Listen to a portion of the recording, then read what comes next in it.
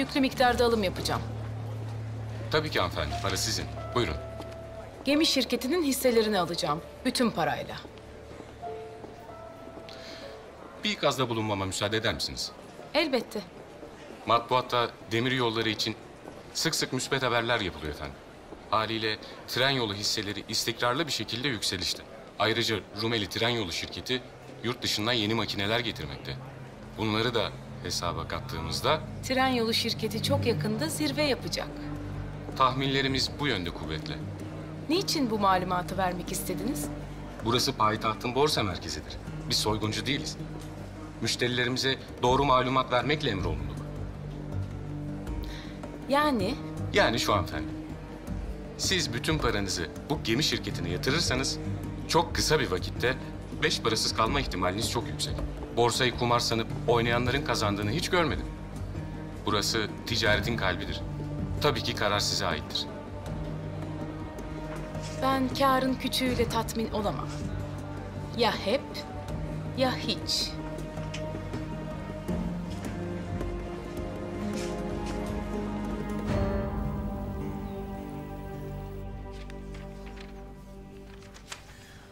Akdeniz limanlarımızdaki İngiliz şirketlerinin işletme hakkını uzatan sadaret tezkiresi. Beklesin. Yunan hududundaki istihkam mevzilerinin kurup toplarıyla teçhiz edilebilmesi için Harbiye Nezaretinin evrakı.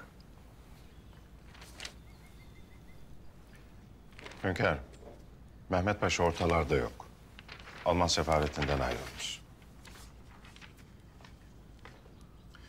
Alman sefaretine gidiniz paşa. Şu Alman imparatorunun hastalığından bahseden gazete nüshasında yanınıza alınız. Alman sefiri Altman'ın istifasını istediğimizi bildiriniz. Emredersiniz hünkârım. Hünkârım, siz istirahatteyken Mahmut Paşa demir yolları için toplanan yardım paralarını borsada kıymetlenmesi için sadaretten tasdik aldı. Ve paraları borsaya yatırdı. Hangi şirkete? Rumeli Demiryolu şirketinin hisselerini almış.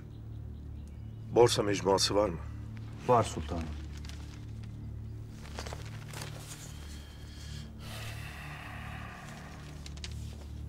Mahmut Efendi doğru hamle yapmış. Rumeli Demiryolu yeni makineler aldığını bildirmiş borsaya. Hatta bu makineler Fatma Pesent Hanım'ın geleceği trenle geliyor. Paramızı çekmemize lüzum yok. Evet.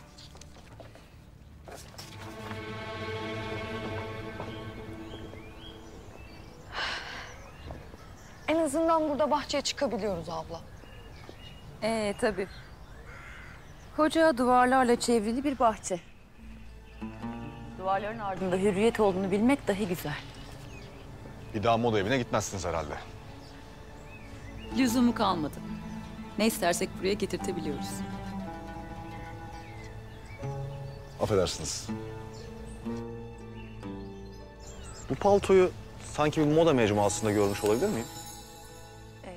Yok canım. Eskidir bu. Öyle mi? Karıştırdım o halde. İyi günler. Deli mi ne? Birdenbire gitti. Bence utandı abla. Seninle konuşmak heyecanlandırmış olmalı.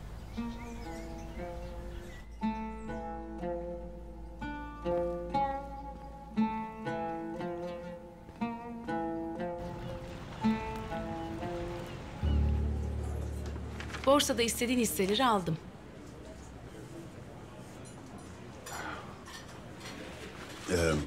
O zaman Hicaz Demiryolu Yahudi Bankası'na doğru yola çıktı demektir. Veznedar da bazıları kırdılar etti. Nasıl kazanacaksın? Mahmut Paşa yardım paralarını tren şirketi hisselerine yatırdı. Biz de gemi şirketi hisselerine. Yani? Rumeli Tren Yolu şirketi yeni makineler getiriyor. Öyleyse tren şirketi hisseleri yükselecektir. Ama o makineleri getiren vagon infilak ederse ne olur? Tren şirketi hisseleri yerle bir olur ve gemi şirketi hisseleri yükselir. Yani bizimkiler.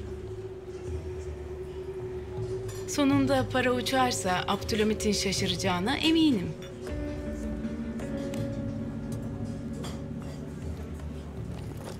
Gidiyor musun? Samir'e bakmalıyım. Biraz daha bekle. Bir misafirim gelecek. Senin de görmeni istiyorum.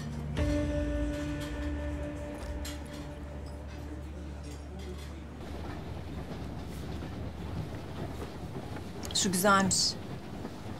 Öyle. Lakin beyaz. Yoksa bir saray kaidesini yıkıp beyaz gelinlik giymeye cesaretin yok mu? Yo, ben sizin kadar cesur değilim. Bir dar kadın efendi sizi beyaz gelinlikler içinde görünce az kalsın bayılacaktı. Kırmızının nesi varmış? Saray kaidesi bozuluyor muymuş? Neyse ki hünkârım geldi de beğendiğini söyledi. Yoksa değiştirtecekti bir dar kadın gelinliğimi. Bakın bu da güzelmiş. Ama bu da beyaz. Eğer Abdülkadir Efendi'yi ikna edebilirsen bence sen de beyaz giy. Yok. Yani ben bir dar kadın efendinin şimşeklerini üzerime çekmeyi göze alamam. Vallahi nikahtan caydırır şehzademi.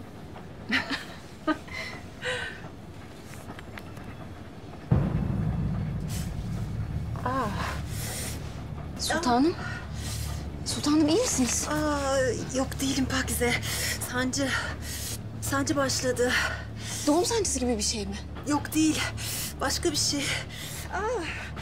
Hekim de yok ki. Yatın uzanın. Gelin şöyle. Yatın.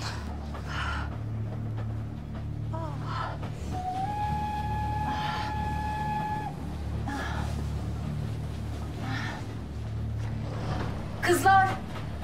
Kızlar!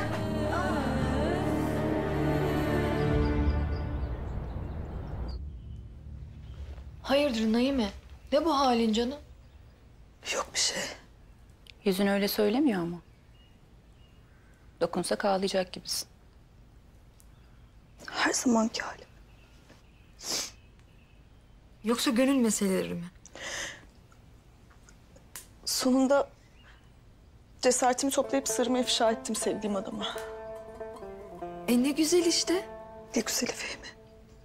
Rezil rüsva ettim kendimi. Sultanımızın kızına bir kabalık mı edildi yoksa? Kabul etmedi mi seni? Keşke kabul etmese. Cevap dahi vermedi. Benimle alakadar dahi olmadı. Ne cüretle cevap vermezmiş. Kim bu edepsiz? Kimse kim Fehmi? Söylemeyecek misin kim olduğunu? Sana akıl veririz. Belki bir faydamız dokunur. Yok, söylemem. Size karşı derin hisler beslemekteyim. Kemalettin.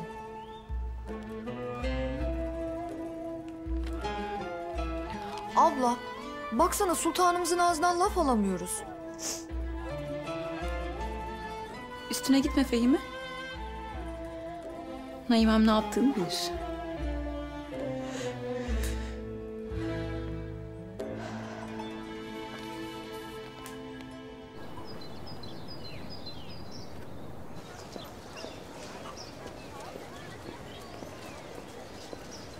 Selamünaleyküm ağalar.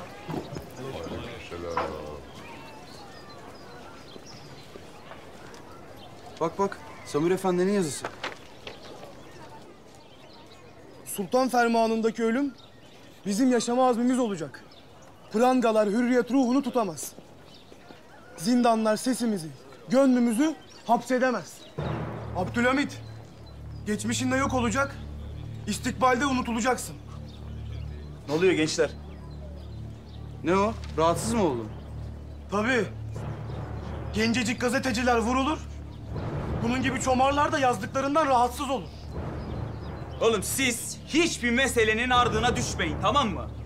Size ne verirlerse onunla aldanın. 2 yıl önceki depremi de hünkârımız yaptırdı, değil mi? Lan! Gençler, kendinizi ezdirmeden ikiniz de ikileyin. Sizin gibi koyunlar yüzünden başımıza daha çok durur o zalim sultan. Oğlum kim lan koyun?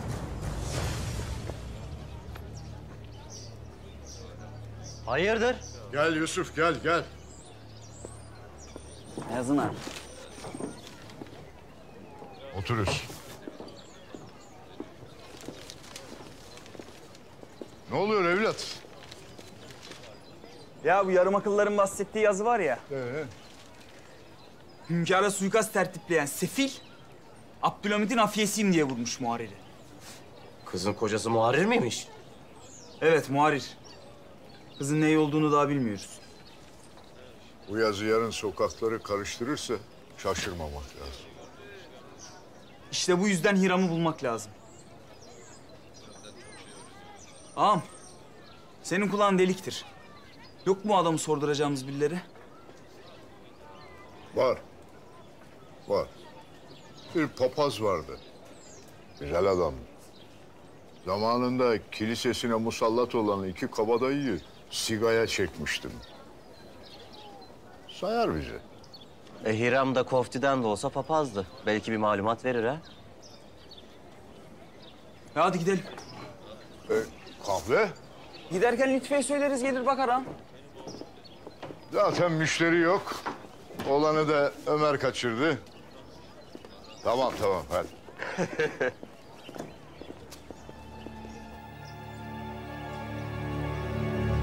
Alman sefere buyruğunuzu ilettim hünkâr. Lakin daha o gece Mehmet Paşa'yı bıraktığını söyledi. Neden teslim etmemiş? Buyruğumuz bu şekilde miydi? Hünkârım, Mehmet Paşa Alman seferden izin istemiş. Önce ablasıyla görüşecekmiş. Ardından saraya teslim olacakmış.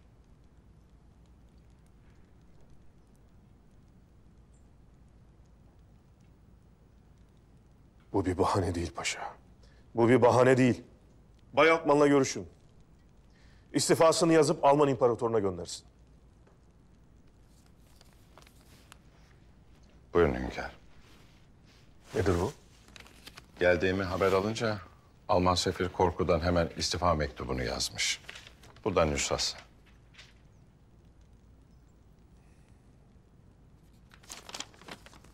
Yerine gönderecekleri sefiri iyi seçseler bari. Makul ve adil biri ise çalışabiliriz. Lakin o da iç işlerimize müdahil olmaya devam ederse akıbeti aynı olur. Emredersiniz hünkâr.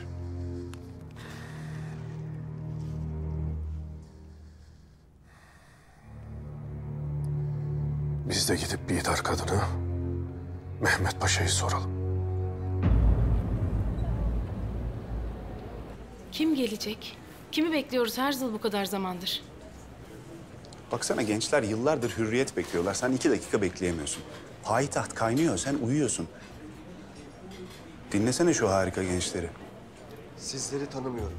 Yüzünüzü görmedim. Elinizi tutmadım ama ey hürriyet aşığı kardeşlerim. Biz çok yakınız. Sesinizi duyuyor, sıcaklığınızı hissediyorum. Ölürsem sizin için ölmüş olacağım. Kanım sizindir. Şerefimiz birdir ve hepimizindir. Aydınlığımız meşale gibi. Korkmadan karanlığın hükümdarına hücum edelim. Samir Efendi döktürmüş yine. Biz de sokaklara döküleceğiz. Bak Samir de öyle demiş. Ben mesele değilim. Sultan denen zorba beni öldürür. Sonra sıra sana gelir. Ama senle de bitmez. Sıra dağa gelecek, ormana gelecek, kuşa çiçeğe. Sonra yetmeyecek. Rüzgara, çocuklara, güneşe, toprağa, denize, aşka inecek zulüm. Zorba her şeyi kasıp kavurmaya gelen ateştir. Zorba yakmaya başladı mı durmaz kardeşim. Yeter artık. Öleceksek ölelim. Meydan kurulsun, inceldiği yerden kopsun. Nerede? Ne zaman toplanacağız? Siz sözünüzü durun yeter. Haber verecekler. Hep beraber aniden ineceğiz meydanlara. Hadi arkadaşların yanına gidelim. Sizlerle gurur duyuyorum. Yine ayaklanma mı? Evet ama bu sefer bomba gibi bir ayaklanma. Abdülhamit sloganlarla devrilecek adam değil. Zor o iş. Halkın sabrı ve hafızası günlüktür. Halk hiçbir zaman uzun süren bir kargaşaya dayanamaz. Baş tacı ettiğini gün olur ayakları altına alıverir. İşte beklediğimiz misafir geldi.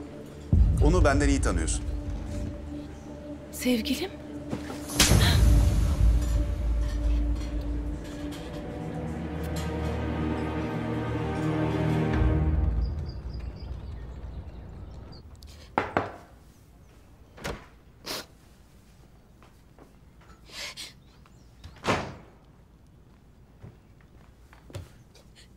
Ne bu halin?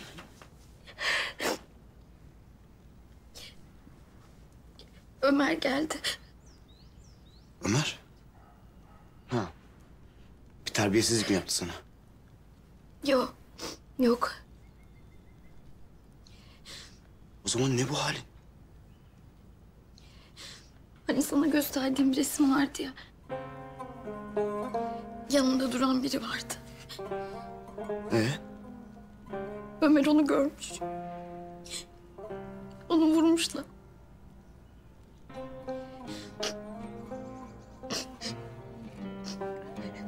Yaşıyor muymuş? Bilmiyorum. Onun kim olduğunu da bilmiyorum. Hiçbir şey bilmiyorum. Tamam, sakin ol. Üzülme sen artık. Merak etme, ben senin için onun kim olduğunu öğreneceğim. Bana tanımadığını söylemiştin. Tanımıyorum zaten. Tanıyan birini biliyorum. Merak etme.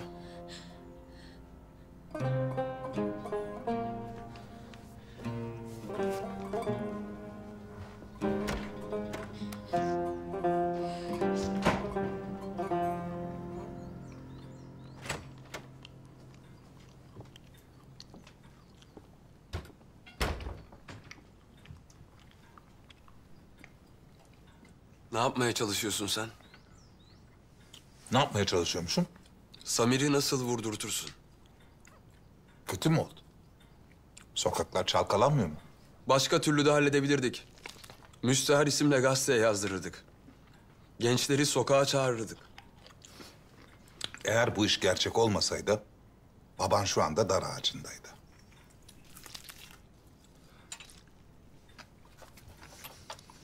Hissi düşünme Sebahattin, hissi düşünme. Abdülhamit beni zindana atmadıysa bunu neye borçluyuz sanıyorsun? Samir'in vurulmasına mı? Tabii. Abdülhamit'e beni tehdit ettiklerini söyledim.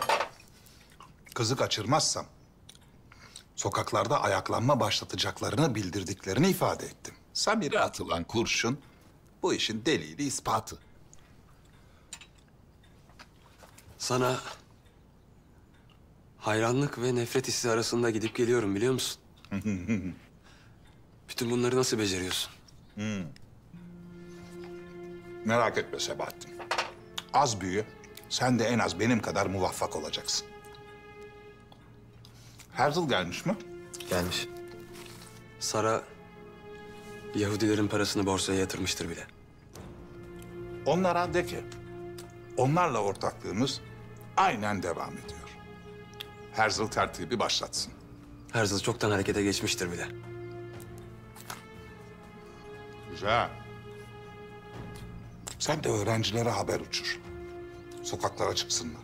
Hepsi kızgın boğa gibi. Bir işaret bekliyorlar. Güzel. O zaman o işareti ver, bu iş bitsin. Sultan Abdülhamit'e söylediğim yalanların hepsi bir bir gerçek olsun. Ha.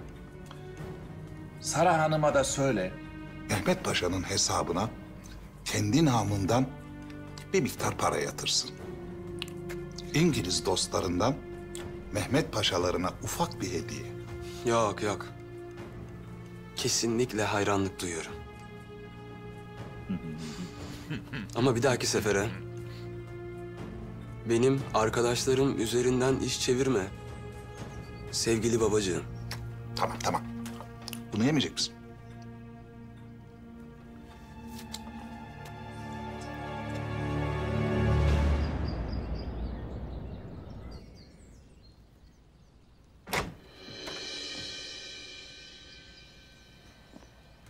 Kolay gelsin. Hünkârım buyurun. Gelin size bir şey göstereceğim.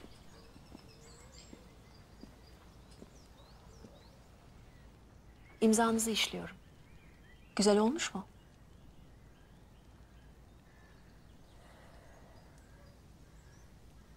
Eline sağlık.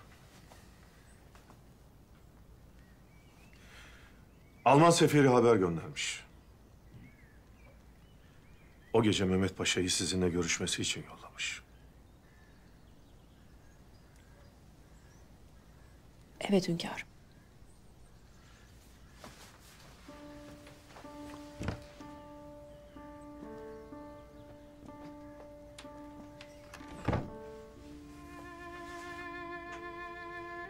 Kardeşimin göğsüne bunu dayadım.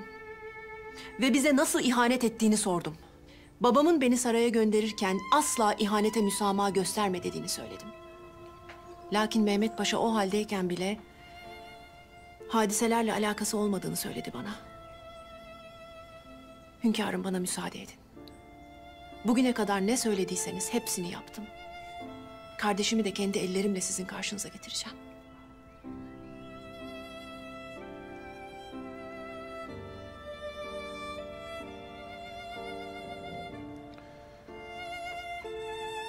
Size yarına kadar müsaade.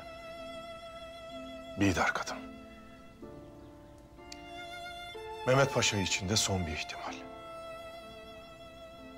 Emin olun, kardeşim aklanmış olarak huzurunuza çıkacak.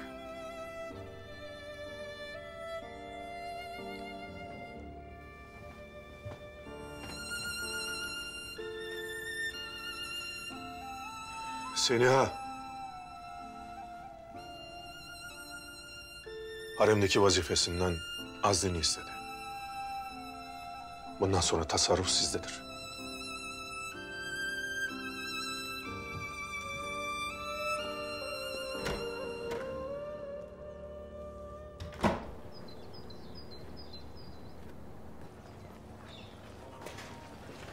Bütün bildiğim bu. Sağlıcakla kal. Sen de fermanla.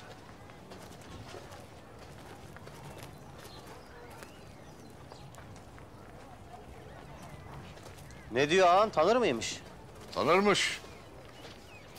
Hiram'ı Vatikan atamış. Bir nevi Vatikan hafiyesi. Aksine şaşardım. Nerede bulacağımızı söyledi mi? Bak Ömer, bu Hiram sadece Katoliklerin papazı değilmiş. Ermenilerle, Rumlarla da iş tutarmış. Papaz efendi, Kumbaracı'da Ermeni çetecilerin yeri var dedi. Belki orada bulabileceğimizi söyledi. Hadi.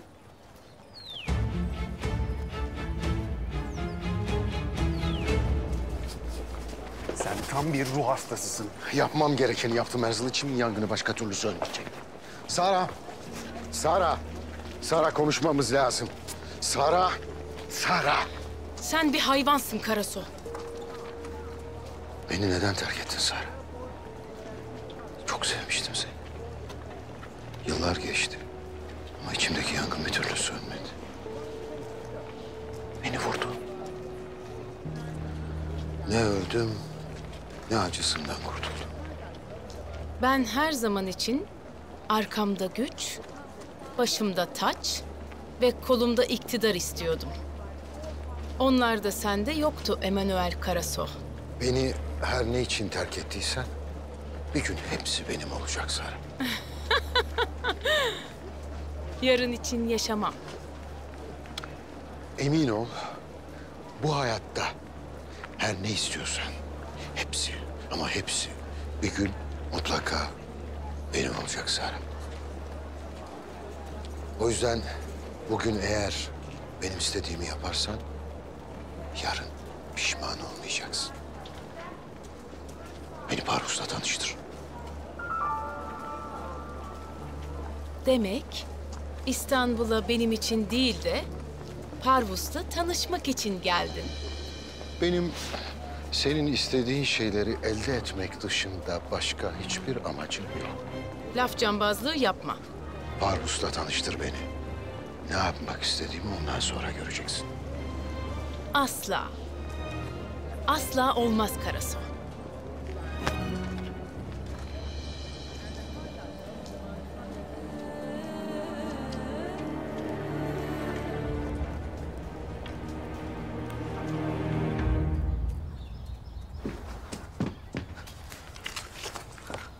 Ne oldu oğlum? Ecin'i mi gördün? Hem de ne ecinli Ferman ağa. İçeride bomba hazırlıyorlar. Kocaman bir çanta gördüm. İçinde de 4 köşeli dinamitler vardı. Başlarında da Hiram. Basalım inelim meselelerine. Ya nereye basıyorsun lan? Adamlar silahlı. Benim bileğim mermiye işlemez oğlum. Ha girelim diyorsan girelim. Nasip de varsa şehit de oluruz. Lakin bunlara mani olamadıktan sonra... Siz burada bekleyin. Çıkarlarsa takip edin. Ben saraya gidip haber vereyim. Tamam.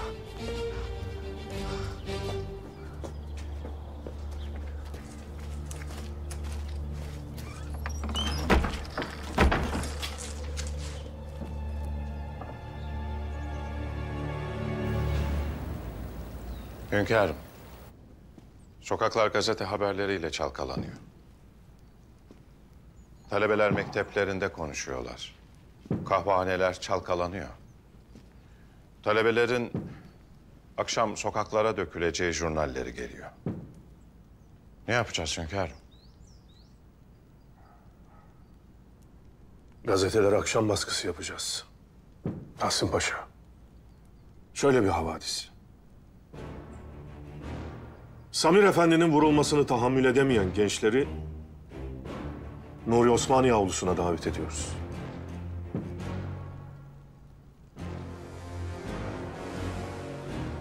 Dediğimi derhal yapınız. Emredersiniz hünkârım.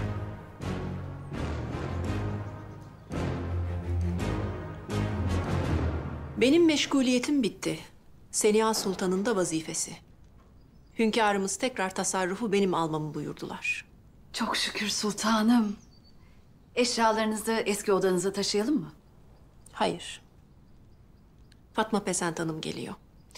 Kendisi hamile olduğu için büyük odada kalması daha münasiptir. Ayrıca lüzum ederse beraber de kullanırız. Emredersiniz. Fehime ile Hatice neredeler? Çağırdık. Lakin teşrif etmediler. Halbuki ben bütün harem ahalisini görmek istediğimi söylemiştim. Bir soralım bakalım. Niye teşrif etmemişler? Sen dur. Ben gider sorarım. Hadi kızlar. Herkes işinin başına.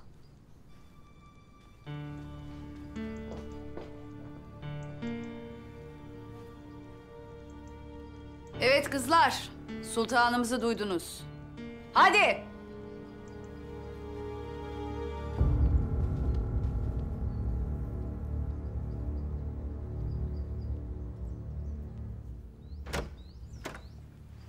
Sultanım.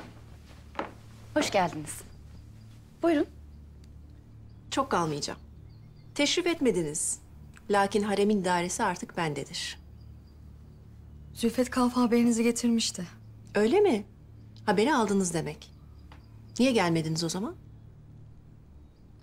Siz bu haremin bir mensubu değil misiniz kızlar? Halanız sizi buraya davet ederken kaideleri öğretmedi mi size? Hem bu odanın dağınıklığı nedir böyle? Henüz yerleşmedik de. Yerleşmeyin zaten. Siz eğer böyle ihmaller gösterecek olursanız çırağına geri dönersiniz. Belki babanızı da özlemişsinizdir ha? Bağışlayın sultanım. Özür dileriz. Bir dahaki sefere daha dikkatli olun. Eğer burada kalacaksanız kaidelere itaat şart. Emredersiniz.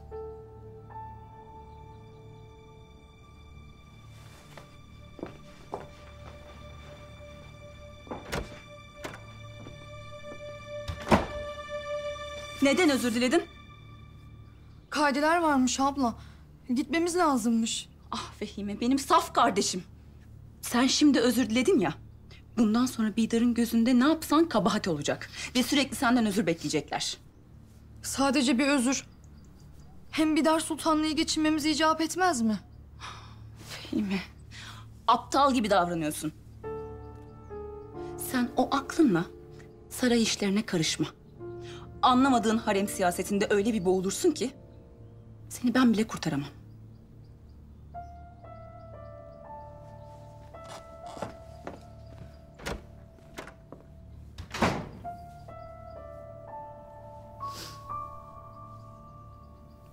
Anlamıyormuşum.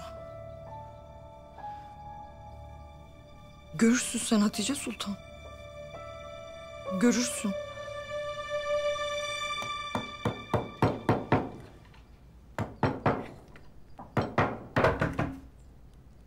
Gel. Hünkârım, Ömer'in havadisleri varmış. Gelsin.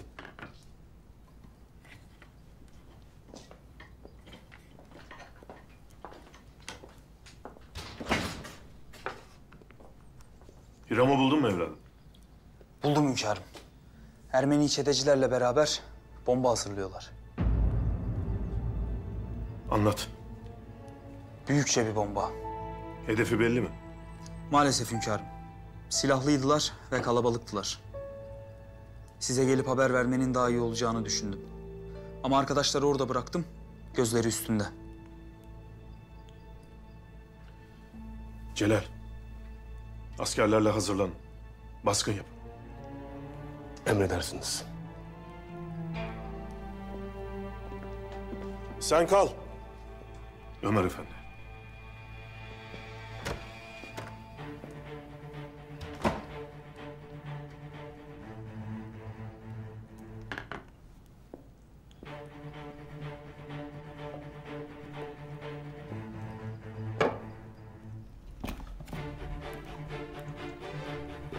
Adamlar silahlıdırlar.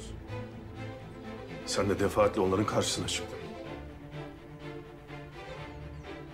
Al evladım. Nefsini ve devletini muhafaza etmek için çekinmeden kullan.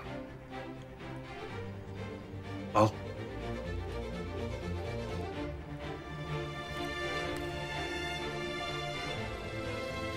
Şu belalardan kurtulalım. Seninle atış talimi de yaparız.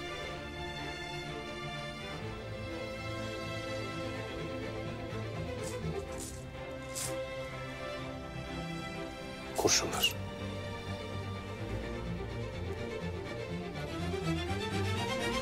Allah mazluma çevirmeyi nasip etmesin. Harem vazifesini neden bıraktın validem? Mecbur kaldım. Çünkü Bidar beni tehdit etti. Seni. Haşmetli Seniha Sultanı. Nasıl? Baban yüzünden evladım. Başımıza her ne geliyorsa hepsi babanın yüzünden. Mahmut Paşa'nın işlediği günahlardan ben sorumlu değilim diyemedin mi? Diyemedim. Diyemedim çünkü bu sefer mesele başka. Nasıl başka? Hani şu haremde ölü bulunan kız vardı ya. O ölmemiş Sabahattin, yaşıyor. Bidar kızı bulmuş, sonra hastaneye götürmüş. Kız iyileşmiş. Ve Bidar'a kendisini yaralayanın baban olduğunu söylemiş. Ya, şimdi o da beni tehdit ediyor. Senin de ismini verebilir diye. İşler kızışıyor validem.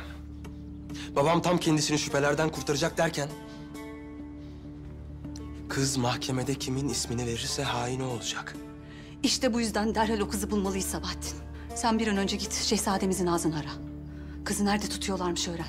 Zaten beni saraya çağırtmış. Gidelim bakalım.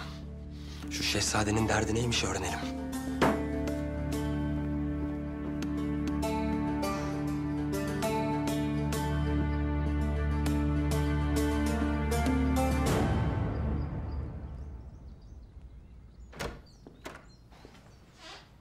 Sen miydin?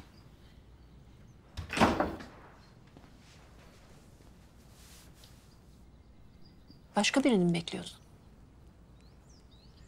Sabahattin gelecekti. Güzel. Hayret. İlk defa Sabahattin'den bahsedince güzel dedin. Evet. Çünkü senden bir şey isteyeceğim şehzadem. Neymiş o? Sabahattin geldiği zaman kızı tuttuğumuz hastanenin yerini söyleyeceksin Abdülkadir. Hani kız iyileşene kadar saklı tutacaktık? Saklı tutacağız tabii. Lakin Seniha'nın bu işin içinde olup olmadığını öğrenmemiz lazım. Ben Sabahattin'e söyleyeceğim. O da annesine. Aynen öyle. Eğer Seniha kızı almak için harekete geçerse... onun da bu ihanetin içinde olup olmadığı meydana çıkacak.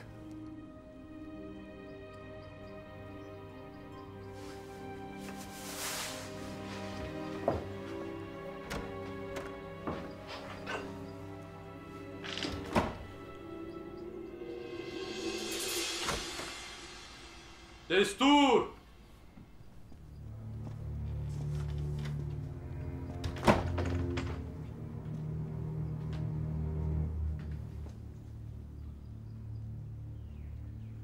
Söylediklerin doğru çıktı Mahmut Efendi. Muharrer'i vurmuşlar mı? Vurmuşlar. Lakin çok şükür ölmemiş. Yazısını da yazmış. Sultanım, gazeteleri hemen toplatmamız icap eder. Neden toplatacakmışım ki? Bir görelim bakalım talebelerimiz hürriyet konusunda ne kadar samimi. Nümayişlerde kalabalıkların aklı yoktur. Maazallah her an her şey olabilir. Sen orasını merak etme. Sultanım, söylediklerimin hepsi birer birer doğru çıktığına göre lütfetseniz ben paşalık vazifeme geri dönebilsem. O kadar kolay değil. Kızı kaçırdıktan sonra nerede teslim edecektin? Kızı kaçırdıktan sonra limanda teslim edecektim. Bir jurnal geldi. Hiram bomba imal ederken görülmüş. Eğer paşalığa geri dönmek istiyorsan bombayı nerede infilak ettireceklerini öğreneceksin. Sultanım, bu kızı götürmediğim sürece bana itimat etmezler. Olmaz. Senin dilin kıvraktır Mahmut Efendi. Bu işi halledersin. Hünerini bu kez devletin için kullan. Emredersiniz sultanım. Lakin bir ricam olacak. Beni takip ettirmeyiniz. Çünkü eğer takip ettirirseniz ve bu anlaşılırsa bombanın yerini öğrenmem mümkün olmaz. Bu gözü dönmüş insanlar da beni oracıkta öldürüverirler. Sen hep bir şekilde kurtulursun Mahmut Efendi. Takip edilmeyeceksin. Bombanın yerini öğrenin kafi. Emredersiniz.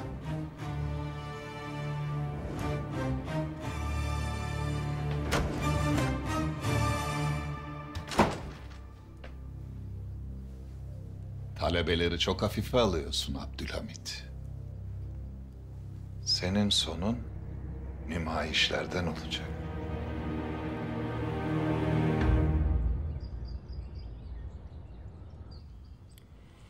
Bu meseldir ki eden kimse bulur, daima hain olan haif olur. Haif nedir sultanım? Korkak demektir. Gel otur şöyle yanıma. Söylemek istediklerin varmış bana.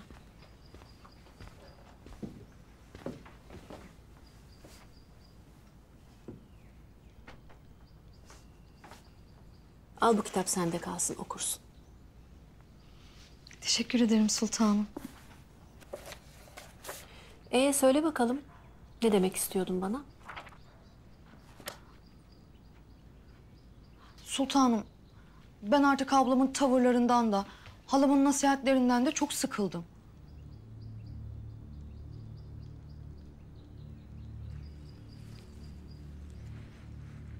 Sana galiba küçük kız muamelesi yapıyorlar, öyle mi? Evet sultanım.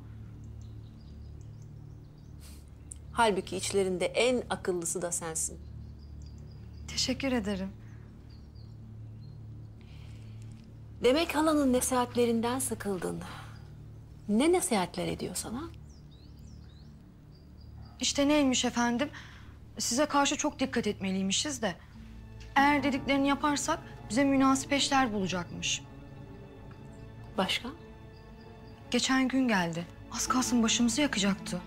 Nasıl? Hünkârımız hastayken geldi. Babamıza mektup yazmamızı söyledi. Tahta cülusu için ikna edecekmişiz.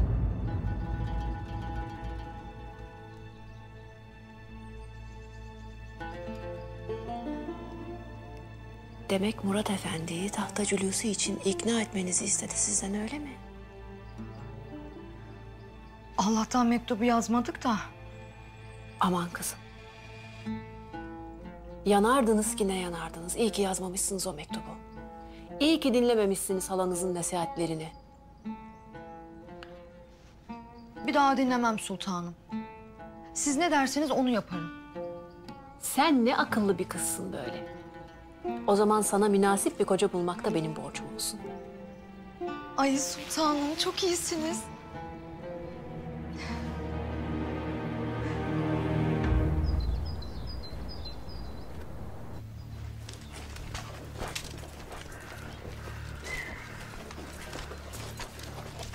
Buradalar mı?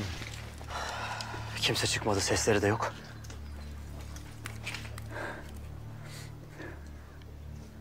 Hediyedir.